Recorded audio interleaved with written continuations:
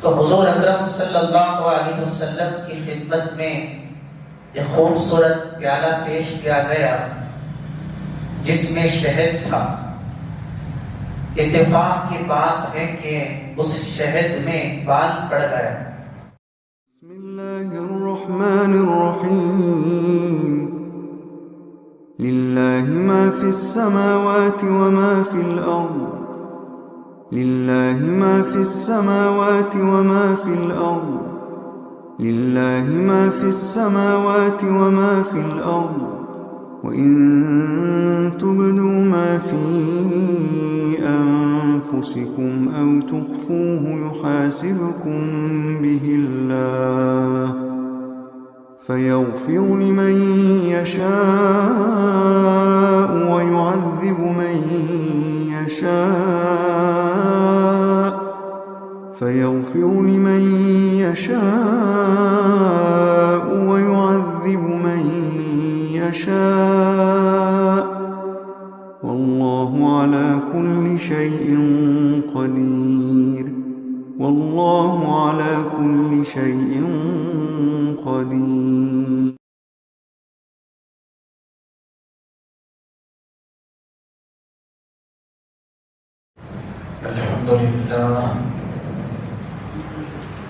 الحمدللہ رب العالمین،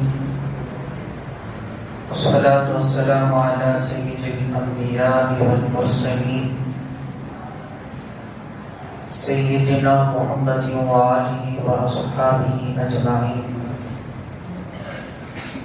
قال اللہ تعالی اعوذ باللہ من الشیطان الرجیم بسم اللہ الرحمن الرحیم وَلَوْ أَنَّا كَتَبْنَا عَلَيْهِمْ أَنِ اقْتُلُوا أَنفُسَكُمْ أَوِ اخْرُجُوا مِنْ دِيَارِكُمْ مَا فَعَلُوهُ إِلَّا قَلِيلٌ مِّنْهُمْ وَلَوْ أَنَّهُمْ فَعَلُوا مَا يُوعَظُونَ بِهِ لَكَانَ خَيْرًا لَهُمْ وَأَشَدَّ تَثْبِيتًا وَإِذًا لَآتَيْنَاهُمْ مِن لَّدُنَّا أَجْرًا عَظِيمًا وَلَهَدَيْنَاهُمْ صِرَاطًا مُسْتَقِيمًا۔ صدق اللہ العظیم۔ بزرگان محترم، قابل احترام، سورہ نساء کی 3 آیتیں اس وقت میں نے آپ کے سامنے تلاوت کرنے کی سعادت حاصل کی ہے۔ آیت نمبر 66 اور اس کے بعد کی 2 آیتیں گزشتہ ہفتہ آپ حضرات کی خدمت میں سورہ ابراہیم کی آیت نمبر 27 کی روشنی میں میں نے عرض کیا تھا اللہ پاک کن حضرات کو دنیا میں اور آخرت میں ایمان پر مضبوطی عطا فرماتے ہیں، ثابت قدمی عطا فرماتے ہیں، اس لیے کہ ایمان کتنی بڑی نعمت ہے۔ اللہ پاک کی ان گنت نعمتوں میں جو سب سے عظیم ترین نعمت ایمان کا مل جانا، اسلام کا مل جانا، ایسی عظیم نعمت کے جس نعمت کے مقابلے میں دنیا کی کوئی نعمت حیثیت نہیں رکھتی، لیکن اس سے بھی عظیم ترین نعمت یہ ہے کہ ایمان کی حفاظت کے ساتھ دنیا سے رخصت ہو جانا۔ ایمان کا مل جانا جتنی بڑی نعمت ہے، ایمان کے ساتھ دنیا سے رخصت ہونا اس سے بھی بڑی نعمت ہے۔ اس لیے کہ بہت سے ایسے مسلمان بھی دیکھے گئے، مسلمانوں کے گھروں میں تو پیدائش ہوئی، مسلمان ماں باپ کے گود میں پرورش پائی، لیکن موت آئی تو کفر کی حالت میں آئی۔ تو سب سے جو اہم سوال ہے، سب سے جو بڑا مسئلہ ہے، وہ آخر کار انجام کا ہے، اور اسی پر کامیابی کا دار و مدار ہے کہ جس طرح موت آئے گی اسی طرح روز محشر میں اٹھایا جائے گا۔ اگر ایمان پر آئی تو ایمان کے ساتھ اٹھنا نصیب ہوگا، خدا نہ خواستہ اگر بغیر ایمان کے موت آئی تو پھر سارے انبیاء، سارے صحابہ مل کر بھی کسی کو دوزخ سے نہیں بچا سکتے۔ تو ایمان کا مل جانا جتنی بڑی نعمت ہے، ایمان کے مطابق زندگی گزارنا اور ایمان کے تحفظ کے ساتھ دنیا سے رخصت ہو جانا، یہ خدا پاک کی سب سے بڑی نعمت ہے۔ جس طرح حدیث پاک میں ہے، ایک مرتبہ حضرت علی رضی اللہ تعالیٰ عنہ کے گھر میں امام الانبیاء حضرت محمد رسول اللہ صلی اللہ علیہ وسلم تشریف لائے۔ آپ کے ساتھ خلفائے راشدین بھی تھے، حضرت ابو بکر، حضرت عمر، حضرت عثمان رضی اللہ عنہم اجمعین۔ تو حضور اکرم صلی اللہ علیہ وسلم کی خدمت میں ایک خوبصورت پیالہ پیش کیا گیا جس میں شہد تھا۔ اتفاق کی بات ہے کہ اس شہد میں بال پڑ گیا۔ سرکار مدینہ احمد مجتبیٰ صلی اللہ علیہ وسلم نے جب دیکھا کہ پیالہ بھی خوبصورت ہے، شہد بھی عمدہ غذا ہے، لیکن اس میں بال پڑا ہوا ہے، تو اللہ کے حبیب پاک صلی اللہ علیہ وسلم نے خلفائے راشدین سے اس سلسلے میں تعبیر طلب فرمائی کہ تم کچھ بتا سکتے ہو کہ اس کا کیا مطلب ہے، کہ دنیاوی چیزوں کے ذریعے سے بھی اللہ کے حبیب پاک صلی اللہ علیہ وسلم نے آخرت کی فکر یاد دلائی۔ انسان اگر غور کرے تو ہر چیز میں اسے عبرت حاصل ہوتی ہے، سبق ملتا ہے۔ تو حضور اکرم صلی اللہ علیہ وسلم نے ارشاد فرمایا، تم اپنی رائے پیش کر سکتے ہو، یہ جو تمہارے سامنے پیالہ ہے، شہد ہے، اس میں بال پڑا ہوا ہے، کوئی بات تمہیں سمجھ میں آتی ہے؟ تو حضرت ابو بکر صدیق رضی اللہ تعالیٰ عنہ نے فرمایا، یا رسول اللہ، اگر آپ کا حکم ہو تو میں عرض کروں کہ میرے نزدیک اس کی تعبیر کیا ہے؟ آپ نے فرمایا کہ ضرور بتاؤ۔ حضرت ابو بکر صدیق رضی اللہ تعالیٰ عنہ نے عرض کیا، خوبصورت پیالے کی مثال مومن کے دل کی طرح ہے۔ مومن کا جو دل ہوتا ہے وہ اس پیالے سے بھی زیادہ چمکدار ہوتا ہے، حسین ہوتا ہے، اور اس پیالے میں جو شہد ہے اس کی مثال ایمان کی طرح ہے۔ بندے مومن کے دل میں جو ایمان ہوتا ہے وہ اس پیالے میں رہنے والے شہد سے زیادہ میٹھا۔ پھر عرض کیا، یا رسول اللہ، اس بال کی مثال ایسی ہے، مومن کا دل بھی حسین ہے اور اس میں جو ایمان ہے وہ بھی شہد سے زیادہ میٹھا ہے، اعلیٰ ہے، مگر اس ایمان پر زندگی گزارنا اور اس ایمان کی حفاظت کرتے ہوئے دنیا سے رخصت ہو جانا یہ بال سے زیادہ باریک ہے۔ تو حضرت ابو بکر صدیق رضی اللہ تعالیٰ عنہ نے جو جملہ ارشاد فرمایا ہم سب کے لیے قابل توجہ ہے۔ ہم سمجھتے ہیں کہ ہم الحمدللہ خاندانی مسلمان ہیں، ماں باپ مسلمان ہیں، ہم مسلمان ہیں، لیکن ہم نے اسلام کی، ایمان کی کتنی فکر کی کہ آخر وقت تک یہ ایمان مضبوط رہے، ثابت رہے، کہ جب آخر وقت آئے تو اسی ایمان اور اسلام کے ساتھ، کلمے کے ساتھ موت نصیب ہو جائے۔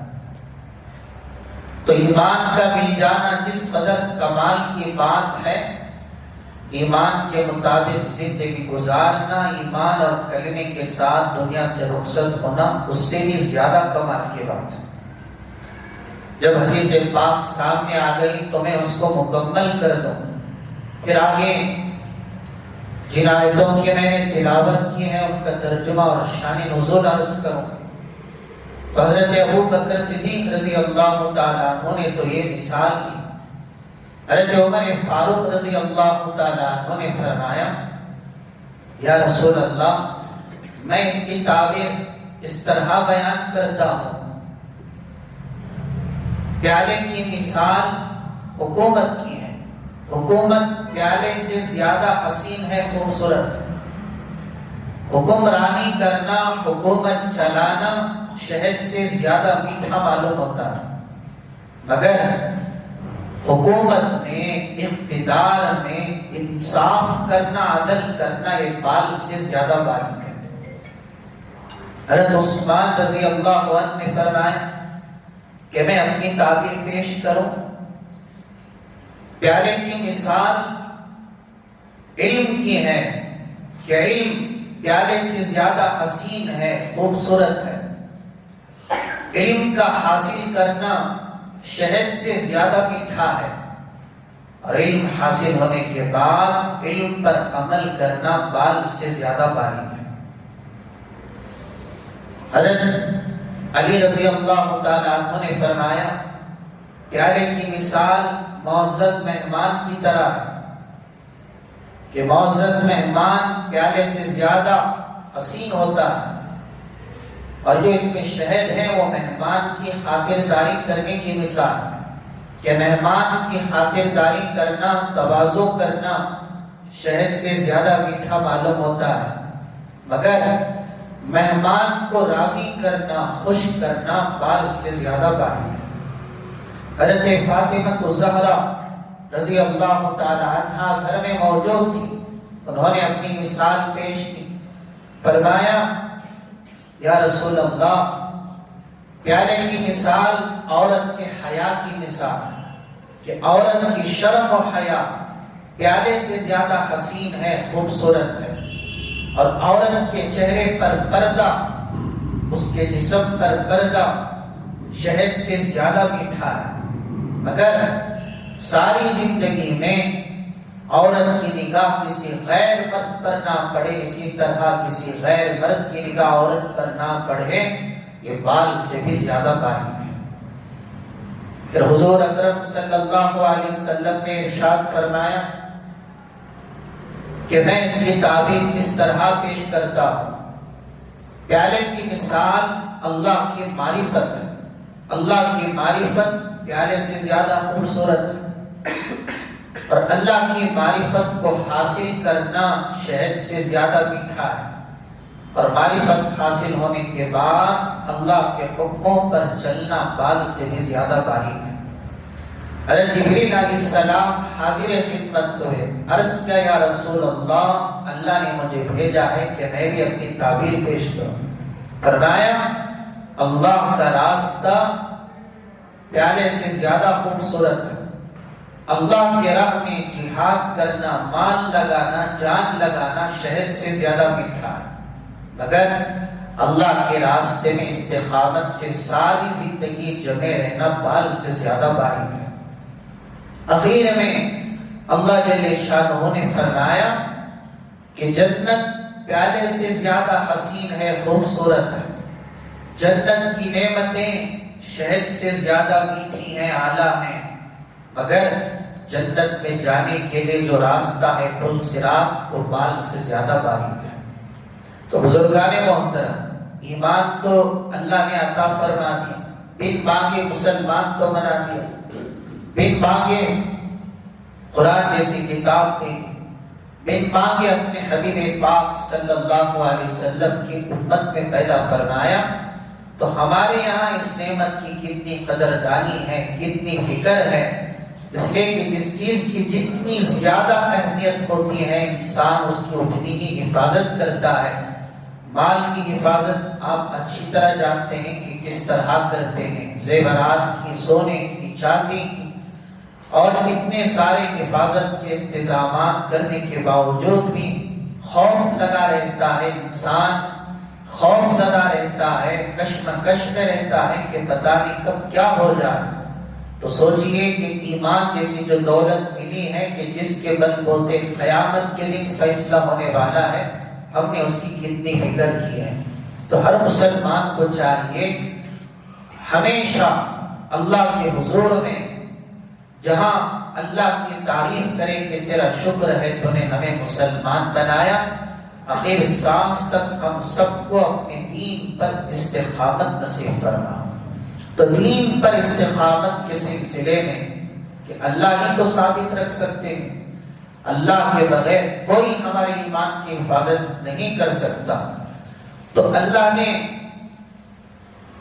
کس طرح حفاظت کا وعدہ فرمایا، اسی کا بیان ان آیتوں میں ہے کہ جو ایمان، جو اسلام ہمیں ملا ہے وہ کس طرح مضبوط ہو سکتا ہے۔ اللہ کا فرمان ہے وَلَوْ أَنَّا كَتَبْنَا عَلَيْهِمْ أَنِ اقْتُلُوا أَنفُسَكُمْ أَوِ اخْرُجُوا مِنْ دِيَارِكُمْ، اور اگر ہم لکھتے ان پر، یعنی حکم دیتے انہیں کہ قتل کرو اپنے آپ کو، اپنی جانوں کو، أَوِ اخْرُجُوا مِنْ دِيَارِكُمْ، یعنی نکل جاؤ اپنے شہروں سے، مَا فَعَلُوهُ إِلَّا قَلِيلٌ مِّنْهُمْ، تو یہ کام نہ کرتے ان میں سے سوائے چند لوگوں کے۔ اس آیت شریفہ کے شان نزول میں حضرات مفسرین نے فرمایا کہ اس سے پہلی جو آیتیں ہیں جن میں ایک منافق جس کا نام بشر ہے، جس کا تذکرہ آیا کہ جب اس نے اپنا فیصلہ، ایک یہودی سے اس کا جھگڑا ہو گیا، اس سے پہلے بھی میں نے عرض کیا تھا، تو ان آیتوں کے ترجمے کو سمجھنے کے لیے شان نزول کو جاننا ضروری ہے۔ تو بشر نامی منافق اپنے فیصلے کو حل کروانے کے لیے سب سے پہلے کاتب اشرف کے پاس پہنچا جو یہودی تھا، تو پھر اس کے بعد اللہ کے نبی کی خدمت میں آیا، اللہ کے نبی نے فیصلہ کیا تو اسے پسند نہیں آیا، تو عمر رضی اللہ عنہ کے پاس آیا، پھر اس کے بعد جو ہوا آپ بارہا سنتے بھی ہیں، اچھی طرح جانتے بھی ہیں کہ حضرت عمر رضی اللہ عنہ نے اس کے سر کو اس کے تن سے کہتے ہوئے جدا کر دیا کہ جو اس دھرتی پر اللہ کے حبیب پاک صلی اللہ علیہ وسلم کے فیصلے کو نہ مانے تو اس کے لیے عمر کا یہ فیصلہ ہے۔ تو اس واقعے کے بعد یہودیوں نے مسلمانوں کو تانا دیا، کہنے لگے ارے تم کیسے مسلمان ہو، دعویٰ کرتے ہو کہ تم مسلمان ہو مگر اپنی نبی کی بات نہیں مانتے، اپنے نبی کے فیصلے کو تسلیم نہیں کرتے۔ ہمیں دیکھو کہ ہم یہودی ہو کر ہم نے کس طرح اپنے نبی موسیٰ کی پیروی کی کہ موسیٰ علیہ السلام نے جب اللہ کا ہمیں حکم سنایا، جب ہم سے غلطی ہو گئی کہ ہم نے بچڑے کو خدا بنا لیا، جس کا تذکرہ سورہ بقرہ میں ہے وَإِذْ قَالَ مُوسَىٰ لِقَوْمِهِ يَا قَوْمِ إِنَّكُمْ ظَلَمْتُمْ أَنفُسَكُمْ بِاتِّخَاذِكُمُ الْعِجْلَ، اور اس وقت کو یاد کیجئے کہ جب موسیٰ علیہ السلام نے اپنی قوم سے کہا کہ اے میری قوم، تم نے بچڑے کو اختیار کر کے اپنی جانوں پر ظلم کیا ہے، فَتُوبُوا إِلَىٰ بَارِئِكُمْ، لہٰذا اپنے پیدا کرنے والے کی طرف توبہ کرو، اور تمہاری توبہ یہ ہے کہ فَاقْتُلُوا أَنفُسَكُمْ، آپس میں ایک دوسرے کو قتل کرو، یہی تمہاری توبہ ہے۔ تو یہودی کہنے لگے کہ جب ہمیں حکم سنایا گیا تو ہم نے موسیٰ علیہ السلام کی بات مانی اور آپس میں ہم نے ایک دوسرے کو قتل کر دیا، ہم نے یہ نہیں دیکھا کہ سامنے باپ ہے یا بیٹا ہے یا بھائی ہے، بس ہم نے اپنے نبی کے حکم کو پورا کیا، حتیٰ کہ ہمارے 70,000 آدمی مارے۔ تو ہمیں ایک دوسرے کو قتل کا حکم تھا، اپنی جانوں کو مارنے کا حکم تھا، تو ہم نے اپنی گردنوں کو جھکا دیا آج تم کیسے مسلمان ہو، اپنے نبی کے فیصلے کو نہیں مانتے؟ تو اس پر اللہ نے یہ آیت اتار دی کہ ایسی بات نہیں ہے کہ حضور اکرم صلی اللہ علیہ وسلم کی امت میں ایسے افراد نہ ہو اگر انہیں وہ حکم دیا جائے جو بنی اسرائیل کو دیا گیا اور اس پر عمل نہ کریں، بلکہ اللہ کے نبی کی امت میں بھی ایسے افراد موجود ہیں، اگرچہ کہ تھوڑے ہی صحیح مگر ایسے افراد ضرور موجود ہیں کہ اگر انہیں حکم دیا جائے کہ اپنی جانوں کو ختم کرو تو اس پر عمل کرنے کے لیے تیار ہیں۔ اس آیت شریفہ کے نازل ہونے کے بعد حضور اکرم صلی اللہ علیہ وسلم نے ارشاد فرمایا میری امت میں بھی ایسے لوگ موجود ہیں جو حکم بنی اسرائیل کو ملا اگر انہیں مل جائے تو عمل کرنے کے لیے تیار ہیں۔ ایک روایت میں آپ نے حضرت عبداللہ بن مسعود رضی اللہ عنہ کا نام لیا اور ایک روایت میں ہے حضرت ابو بکر صدیق رضی اللہ عنہ نے اس آیت کے نزول کے بعد فرمایا اگر اللہ ہمیں حکم دیتا کہ ہم اپنی جانوں کو ختم کریں، خودکشی کر لیں، اپنی جانوں کو مار دیں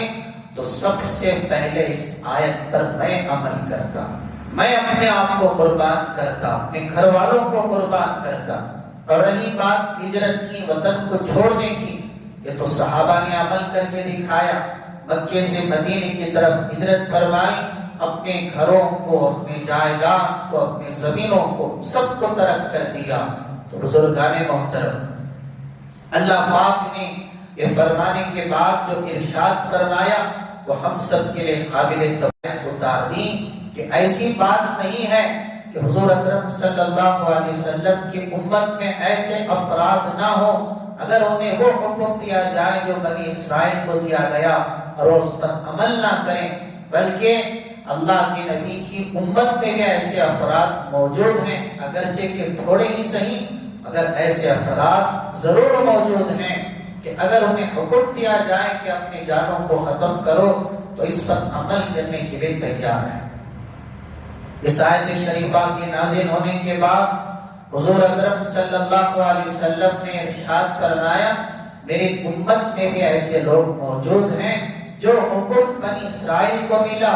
اگر انہیں مل جائے تو عمل کرنے کے لیے تیار ہیں۔ ایک روایت میں آپ نے حضرت عبداللہ بن مسعود رضی اللہ عنہ کا نام لیا اور ایک روایت میں ہے حضرت ابو بکر صدیق رضی اللہ عنہ نے اس آیت کے نزول کے بعد فرمایا اگر اللہ ہمیں حکم دیتا کہ ہم اپنی جانوں کو ختم کریں، خودکشی کر لیں، اپنی جانوں کو مار دیں تو سب سے پہلے اس آیت پر میں عمل کرتا، میں اپنے آپ کو قربان کرتا، اپنے گھر والوں کو قربان کرتا۔ اور رہی بات ہجرت کی، وطن کو چھوڑنے کی، یہ تو صحابہ نے عمل کر کے دکھایا، مکے سے مدینے کی طرف ہجرت فرمائی، اپنے گھروں کو، اپنے جائیداد کو، اپنی زمینوں کو سب کو ترک کر دیا۔ تو بزرگان محترم، اللہ پاک نے یہ فرمانے کے بعد جو ارشاد فرمایا وہ ہم سب کے لیے قابل تبدیل میں کس طرح ثابت قدمی نصیب ہو سکتی ہے، اللہ نے یہاں اس آیت میں پیغام دیا، فرمایا وَلَوْ أَنَّهُمْ فَعَلُوا مَا يُوعَظُونَ بِهِ لَكَانَ خَيْرًا لَهُمْ، اور اگر یہ لوگ کرتے وہ جس کا انہیں حکم دیا جا رہا ہے، جس کی انہیں نصیحت کی جا رہی ہے، تو یہ ان کے لیے بہتر بھی ہے، وہ اشد تثبیتا، اور دین میں جمے رہنے کے لیے ان کے لیے بہترین ذریعہ ہے۔ تو یہ اللہ نے پیغام دیا ہے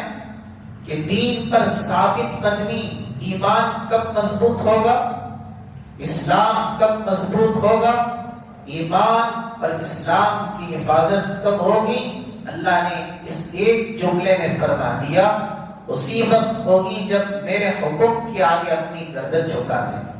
جب سر تسلیم خم کر دیں گے تو معلوم ہوا جو یہ چاہتے ہیں کہ جو ایمان جیسی دولت، اسلام جیسی دولت بن مانگے ہمیں ملی ہے، یہ ایمان سلامت رہے، اسلام سلامت رہے، آخر وقت تک اب مومن رہے اور اسی طرح ہمارا ایمان کے ساتھ خاتمہ ہو، تو ایک ہی ایک راستہ ہے، اللہ کے حکم کے آگے اپنی گردن جھکا دو، اللہ کے حکم کے آگے سر تسلیم خم کر دو، اس لیے کہ اللہ نے یہاں صاف طور پر یہ فرما دیا کہ جو ہمارا کہنا مان لیں گے ہماری ذمہ داری کہ ہم ان کے ایمان کو مضبوط کر دیں گے. وَإِذًا لَآتَيْنَاهُم مِّن لَّدُنَّا أَجْرًا عَظِيمًا، اور ہم اپنی جانب سے انہیں سب سے بڑا اجر عطا فرمائیں گے. وَلَهَدَيْنَاهُمْ صِرَاطًا مُّسْتَقِيمًا، اور ہم انہیں سیدھے راستے کی طرف رہنمائی کریں. تو جب تک صرف کہنے سے نہیں ہوگا، جب تک عمل نہ ہو، جیسے مشہور قول ہے عمل سے بنتی ہے زندگی جنت بھی جہنم بھی، کہ خاکی اپنی فطرت میں نوری ہے نہ ناری. تو بغیر عمل کے، بغیر محنت کے دنیا نہیں ملتی، تو بغیر محنت کے جنت مل جائے، بغیر محنت کے آخرت مل جائے. بغیر مشقت کی کیا ایمان سلامت رہے گا؟ تو جب تک حکموں پر چلنا ہم اپنے آپ کو پابند نہیں بنائیں گے، اور جب تک اللہ اس کے رسول کے حکموں کے آگے سر تسلیم خم نہیں کریں گے، تو پھر ہم کوئی اس بات کی گارنٹی دے نہیں سکتے کہ آخر وقت تک ہمارا ایمان مضبوط رہے گا، ہمارا ایمان پہاڑ کی طرح ثابت رہے گا. تو اللہ نے ان آیتوں میں ایمان کی حفاظت اپنی ذمہ لینی ہے، بشرطی کہ تمہیں چاہیے کہ تم اپنی زندگی کو اللہ رسول کے حکموں کے مطابق بنا لو. پھر بقیہ ایمان کا تحفظ اللہ پر چھوڑ دو. دنیا میں بھی اللہ ثابت رکھیں گے، آخرت میں بھی ثابت رکھیں گے. بغیر عمل کی کوئی چارہ کار نہیں ہے. اسی طرح یاد رکھیں کہ جہاں جہاں اللہ کے حبیب پاک صلی اللہ علیہ وسلم نے جنت کی بشارت سنائی کہ جن جن احادیث میں جن اعمال پر کہ فلاں عمل پر جنت مل سکتی ہے، فلاں عمل پر میں جنت کی گارنٹی دے سکتا ہوں، تو ان احادیث کی تشریح میں حضرات محدثین نے ارشاد فرمایا حسن خاتمہ کی طرف اشارہ ہے اور ایمان میں ثابت رہنے کی طرف اشارہ ہے، ایمان پر ثابت قدمی کی طرف اللہ کے حبیب پاک صلی اللہ علیہ وسلم نے رہنمائی فرمائی ہے. مثلا آپ کا ارشاد ہے جو مجھے دو چیزوں کی گارنٹی دے دے میں اس کے لیے جنت کی گارنٹی دیتا ہوں، اپنی زبان کی اور اپنے صدر کی شرمگاہ کی. زبان صحیح استعمال کرے گا اور اپنے آپ کو زنا سے بچائے گا تو میں محمد رسول اللہ اس کے لیے جنت کی گارنٹی دیتا ہوں. تو ان احادیث کی تشریح میں حضرات شارحین نے فرمایا حسن خاتمہ کی طرف اشارہ کہ جو ساری زندگی زبان کی حفاظت کرتے ہیں، اپنے آپ کو بے حیائی سے بچاتے ہیں، اللہ آخر وقت تک ان کے ایمان کی حفاظت بھی فرمائیں گے، ایمان پر خاتمہ نصیب فرمائیں گے. چونکہ محبوب خدا کا فرمان تو برحق ہے، سچا ہے،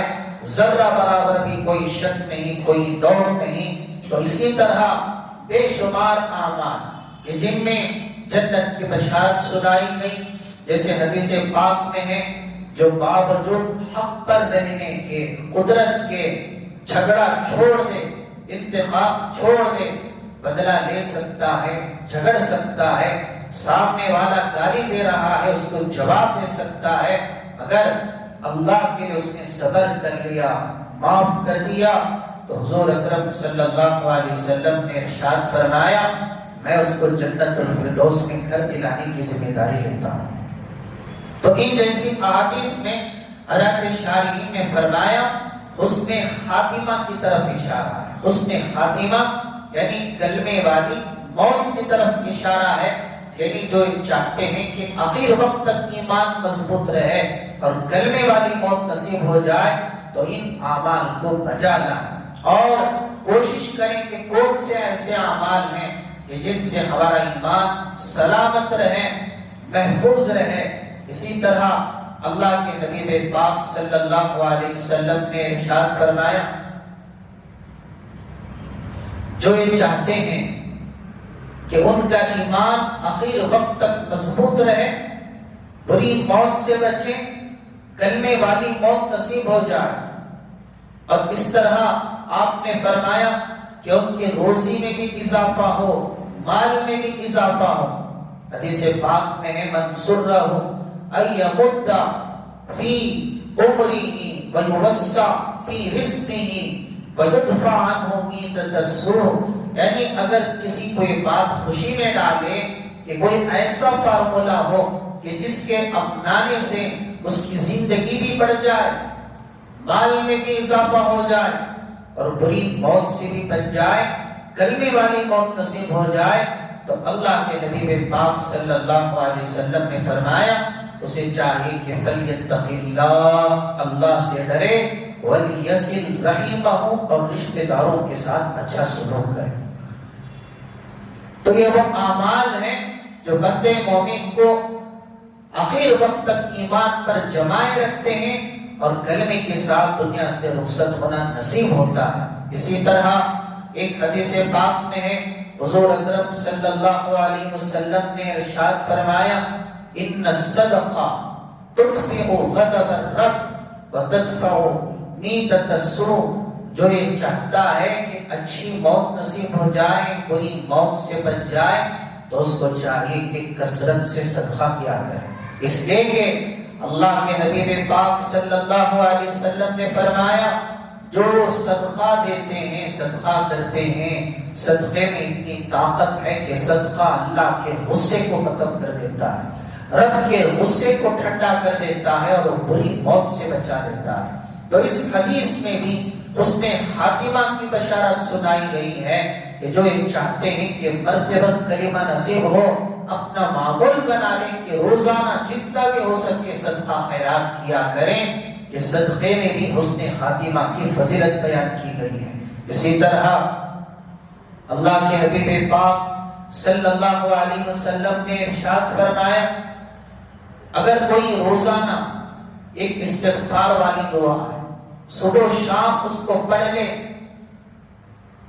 جس کو سید الاستغفار کہتے ہیں, اللہم انت ربی لا الہ الا انت خلقتنی وانا عبدک وانا علی عہدک ووعدک ما استطعت اعوذ بک من شر ما صنعت ابوء لک بنعمتک علی وابوء لک بذنبی فانہ لا یغفر الذنوب الا انت. اے اللہ آپ ہی میرے رب ہیں, آپ کے سوا کوئی معبود نہیں, آپ ہی نے مجھے پیدا کیا, اور اے اللہ میں آپ کا غلام ہوں, میں آپ کا بندہ ہوں, اور میں اپنی طاقت کے مطابق آپ کے وعدے پر قائم ہوں, اور میں اپنے کرتوت سے آپ کی پناہ چاہتا ہوں, اور میں اس بات کا اقرار کرتا ہوں جتنی نعمتیں ہیں ساری نعمت آپ نے عطا فرمائی ہیں, اور میں اس بات کا اظہار کرتا ہوں کہ میں خطا کار ہوں, گنہگار ہوں, آپ کے سوا کوئی گناہوں کو معاف نہیں کر سکتا. تو جو اس دعا کو پڑھ لے, جس کو سید الاستغفار کہتے ہیں, اگر کوئی فجر میں پڑھ لے, صبح میں پڑھ لے, فجر کے بعد پڑھ لے, اللہ کے نبی نے فرمایا مغرب سے پہلے اس کی موت آ جائے تو جنتیوں میں اس کا شمار ہوگا. اور جو مغرب کے بعد اس دعا کو پڑھ لے, فجر سے پہلے اس کی موت آ گئی تو اس کا شمار جنتیوں میں ہوگا. تو اس حدیث کے تحت ملا علی قاری رحمت اللہ علیہ نے فرمایا اس دعا میں حسن خاتمہ کی طرف اشارہ ہے. یعنی جو چاہتے ہیں کہ مرتبہ کلمہ نصیب ہو جائے تو اس دعا کا بھی اہتمام کریں, یا کم از کم جو اللہ توفیق دے کم از کم روزانہ سوتے وقت صبح سویرے استغفر اللہ 100 مرتبہ پڑھ لیں. بہرحال کچھ پانے کے لیے کچھ کرنا پڑتا ہے. تو تمام چیزوں کا خلاصہ یہی ہے کہ عمل کے بغیر, محنت کے بغیر, مشقت کے بغیر یہ دولت حاصل ہو نہیں سکتی. لہذا جہاں جتنی کوششیں دنیا کے لیے ہو رہی ہیں, چند اعمال مختصراً میں نے آپ کے سامنے عرض کیا. کہنے کا مقصود یہی ہے کہ جب ہم ایمان کی دولت کو سمجھتے ہیں اور کلمے کی طاقت کو سمجھتے ہیں کہ جس کو آخری وقت میں کلمہ نصیب ہو جائے, جیسے حدیث میں ہے کہ جس کا آخری کلمہ لا الہ الا اللہ ہو جنت میں ضرور جائے گا. کون نہیں چاہتا کہ کلمے والی موت نصیب ہو, تو کلمے والی موت پانے کے لیے کچھ کرنا پڑے گا. تو ان اعمال کو جاننے کی کوشش کریں کہ کون سے اعمال ہیں کہ جن سے میرا رب میرے ایمان کو جما دے، مضبوط کر دے، اور اس حال میں موت آئے کہ جب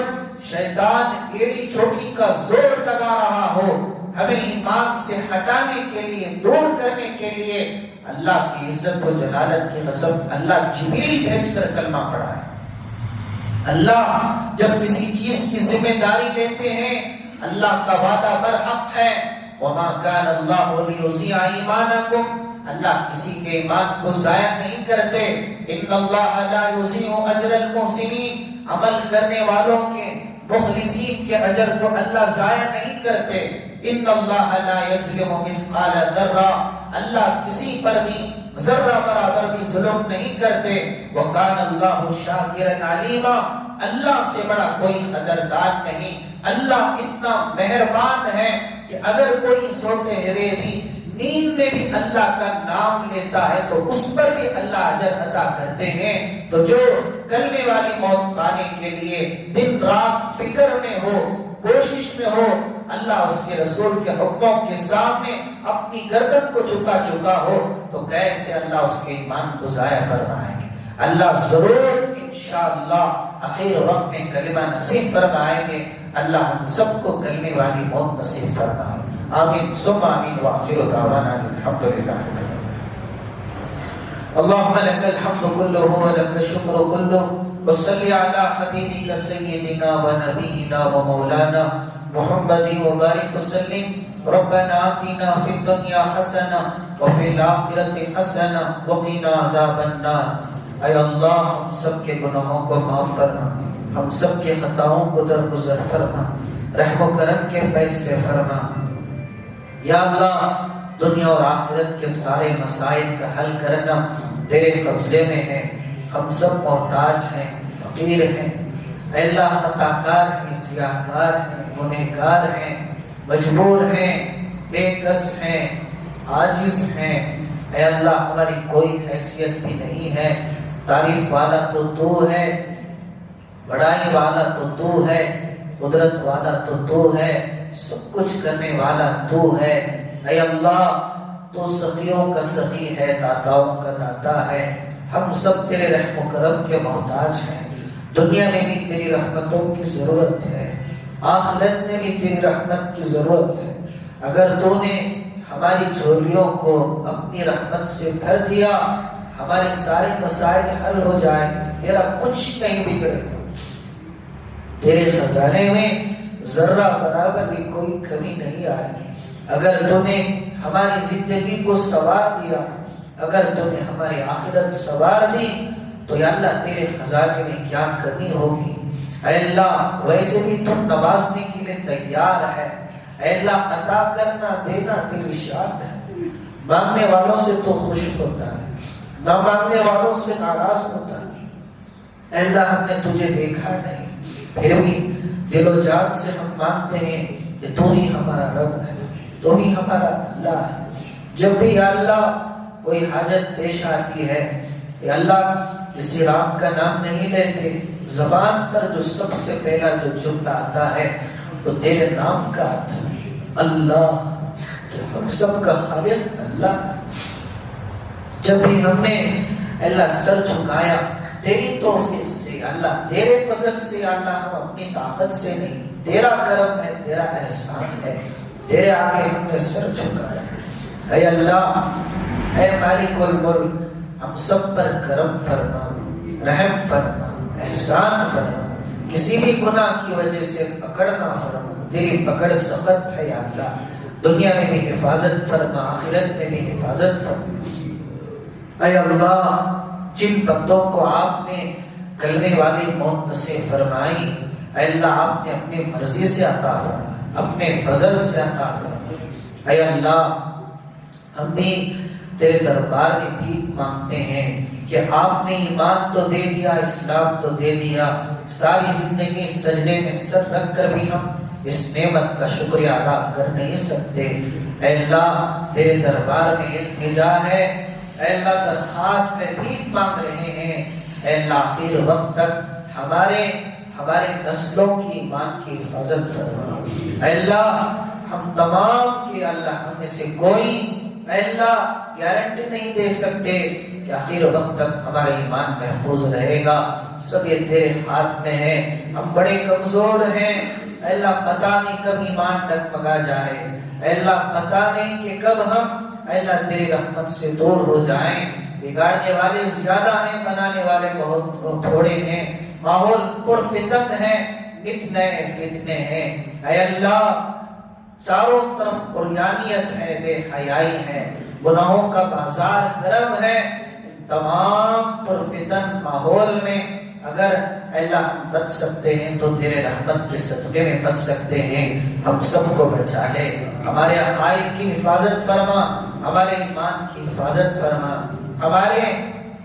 نسلوں کی ایمان کی حفاظت فرما، ہمارے اولاد کی ایمان کی حفاظت فرما، اے اللہ شیطانی وساوس سے، نفسانی خواہشات سے، ہر قسم کے فتنوں سے آخر وقت تک بچا کر جب موت کی گھڑی آئے تو اس حال میں موت نصیب فرما کہ تو بھی ہم سے راضی ہو، تیرے نبی بھی ہم سے راضی ہو، زبان پر کلمہ نصیب ہو جائے، مانگنا ہمارا کام ہے، دینا تیرا کام ہے، اے اللہ جو مانگا ہے وہ بھی عطا فرما، جو مانگنے سے رہ اللہ وہ بھی عطا فرما،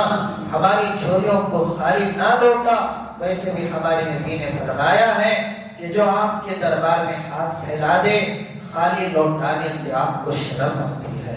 اے بادشاہوں کے بادشاہ ہم سب کو کلمے والی موت نصیب فرما، ہماری دعاؤں کو محض اپنے فضل و کرم سے حضرت رسول اللہ صلی اللہ علیہ وسلم کے صدقے طفیل میں قبول فرما، سبحان ربک رب العزت عما یصفون وسلام علی المرسلین والحمد للہ رب العالمین۔